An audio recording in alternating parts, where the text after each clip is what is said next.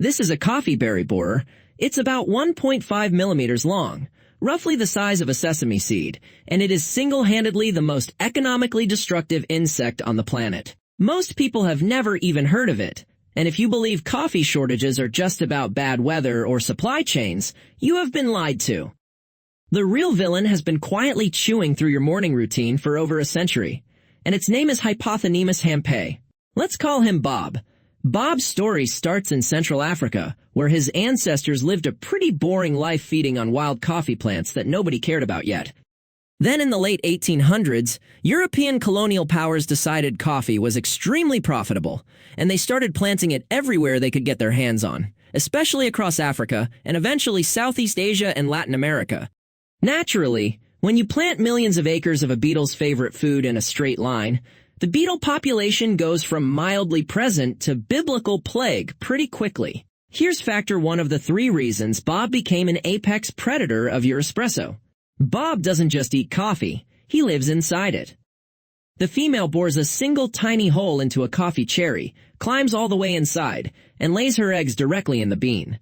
The larvae hatch and eat their way through the seed from the inside out, which means by the time you can even see damage on the outside, the bean's already ruined.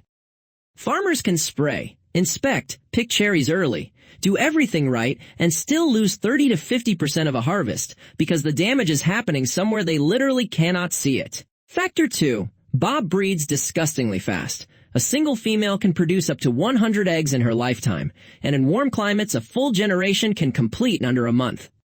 That means in one growing season, a coffee farm can go through multiple overlapping generations of beetles, each one bigger than the last, all hiding inside beans that look completely fine from the outside. One infested cherry left on a tree over winter can reseed an entire farm the following year. Bob doesn't need an army. Bob just needs time, and coffee farms give him plenty of it. By the early 1900s, Bob had hitched a ride on shipped coffee beans and spread from Africa to Brazil, then up through Central America, then into basically every coffee-growing region on Earth except Hawaii, which fought him off for decades through strict quarantine, until he showed up there too in 2010 anyway, because apparently nowhere is safe from this guy. Now here's the part that should actually worry you. For most of Bob's history, he had one major limitation: altitude. Coffee berry borers don't do well in cold temperatures. So high-elevation coffee farms, the kind that produce a huge chunk of premium Arabica, were basically untouchable. Farmers in places like the Colombian and Ethiopian highlands used elevation as a built-in pest control system for over 100 years. Factor 3, and this is the one that turns Bob from expensive nuisance into global supply problem. Climate change is warming those highland regions just enough for Bob to survive at altitudes that used to be too cold for him. Research out of Colombia has tracked the borer creeping upward into farms that were previously considered safe zones, in some cases climbing hundreds of meters higher than historical records. Every degree of warming hands Bob a new chunk of real estate he's been locked out of for his entire evolutionary history. This matters because Arabica, the good stuff, the stuff that makes up most specialty coffee, is grown almost exclusively at these higher, cooler elevations, specifically because it can't handle heat well. So you've got a plant that needs cool mountain air to survive, and a beetle that's gaining access to cool mountain air for the first time ever, arriving at exactly the same moment. It's less a coincidence, and more a slow-motion collision. The economic damage is already enormous.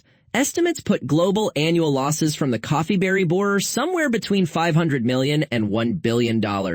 And that's before accounting for the quality downgrade, since infested beans that do survive often produce weaker, more bitter coffee that gets sold for less.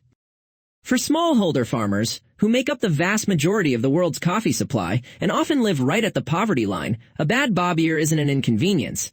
It's the difference between sending your kids to school or not. Efforts to fight back range from the genuinely clever to the slightly unhinged. Some farms use a parasitic wasp that specifically hunts borer larvae inside the bean, which is either a brilliant biological solution or an extremely small assassin, depending on how you look at it. Others use fungal sprays that infect and kill the beetle, fermented alcohol traps that lure them in like tiny drunk teenagers, or just brutally precise harvesting schedules to strip every cherry off a tree before Bob gets a foothold. None of it fully works. Bob just adapts and moves to the next farm. So the next time your coffee tastes a little more expensive or a little less amazing than it used to, there is a real chance the reason isn't drought or inflation or your barista having a bad day. It might just be a sesame seed-sized beetle from Central Africa, methodically working his way up a mountain, one bean at a time.